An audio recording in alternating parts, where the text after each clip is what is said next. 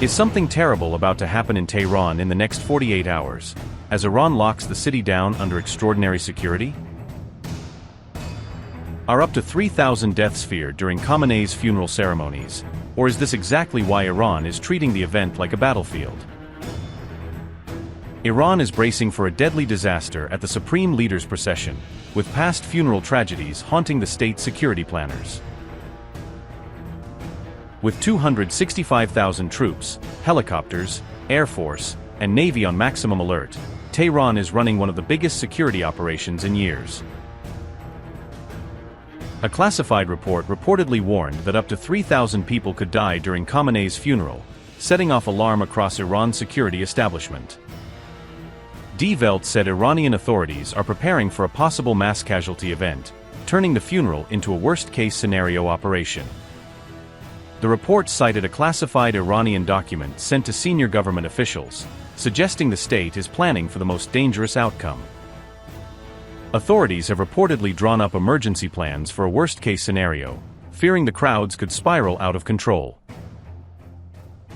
The document allegedly projects 1,500 to 3,000 possible deaths during the ceremonies, a staggering figure that has intensified concern. The claims have not been independently verified by other news organizations, so the reported figures remain unconfirmed.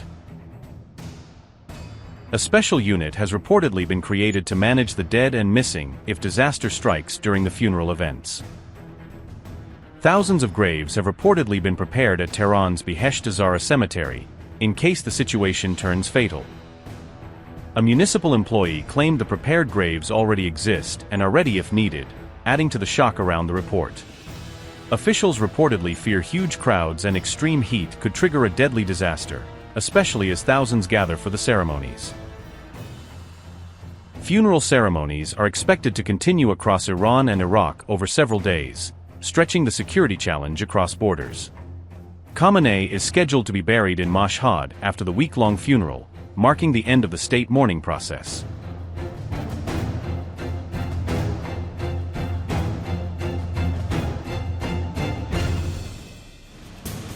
Iran will begin 6 days of state funeral ceremonies for Ali Khamenei on July 4th, launching a tightly planned period of mourning that will dominate the nation's calendar. The late Supreme Leader will be laid to rest on July 9th, after a series of nationwide ceremonies that move his coffin through some of Shiite Islam's holiest cities. Officials expect millions of people to line the streets for processions across Iran during the state farewell, turning each city into a sea of black banners and flags. Tehran's mayor has suggested the capital alone could see up to 20 million mourners pass through over several days, a logistical and security operation on an epic scale. Authorities say parallel mourning events in Qom, Mashhad, Najaf and Karbala are also expected to draw huge crowds, extending the farewell beyond Iran's borders. Iranian officials insist the ceremonies will demonstrate national unity after months of war and crisis, projecting an image of cohesion around the new leadership. The mourning events will move from Tehran to the seminary city of Qom before the final burial in Mashhad, following a symbolic route through Iran's religious heartland.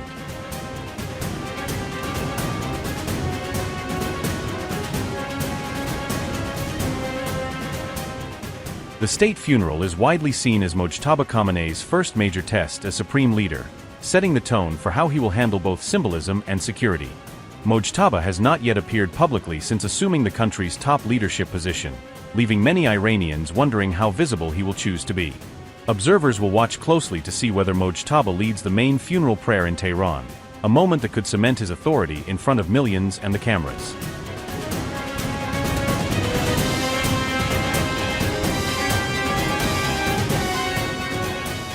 The IRGC has intensified ground, naval, and air force deployments to secure the funeral ceremonies from any threat.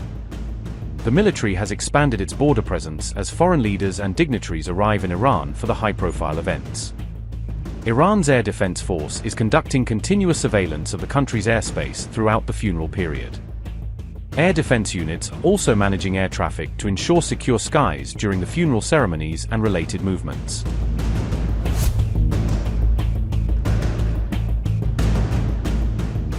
Iran's police chief said 265,000 troops have been mobilized to secure Khamenei's funeral, turning the ceremony into a massive security operation. Iran's Air Force and Navy remain on full operational alert throughout the ceremonies, with defenses locked in from start to finish. Army helicopter units are also on full readiness to support air traffic and respond to any emergency that may arise. Those helicopter units are coordinating with relief agencies for medical evacuation and rescue operations if the situation turns critical.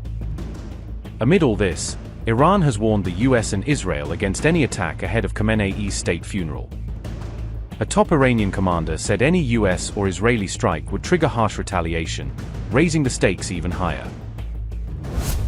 Iran's Ali Abdullahi has challenged the US and Israel with a blunt warning ahead of Khamenei's funeral, and I quote, "We warn the enemies of Iran, especially the US and the Zionist regime, Israel, to avoid any miscalculation and to think about the harsh retaliation our armed forces would make to any threat and aggression against our country."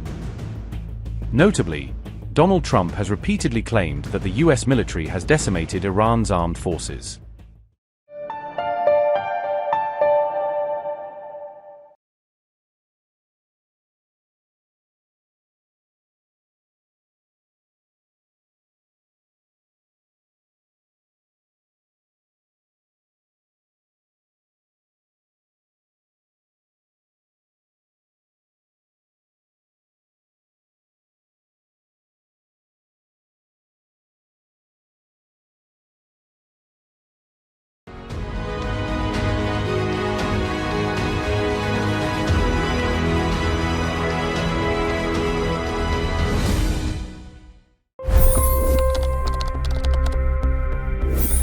$25 crore गरीब गरीबी को परास्त करके बाहर निकले।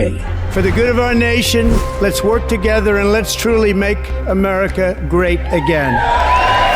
The fastest news breaks. Requested PM saying that we will have to speak to Putin and to Zelensky. The biggest newsmakers. The relationship with India is probably the most important bilateral relationship the US will have for the rest of this century. The capital delivered quite an election result today. Expert analysis. The million-dollar question today is how to stop this dance of death. Ground reports.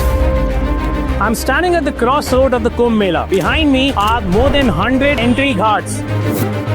Long-form interviews. Exclusionary politics is reflected in Manipur case as well. You don't bother because this is a small state. Deep dive into burning issues. It's often said DRC could be the richest country in the whole world. It's because of what sits underneath. Why exactly did the US topple the Sheikh Hasina government? HD videos. We don't just break news, we break it down.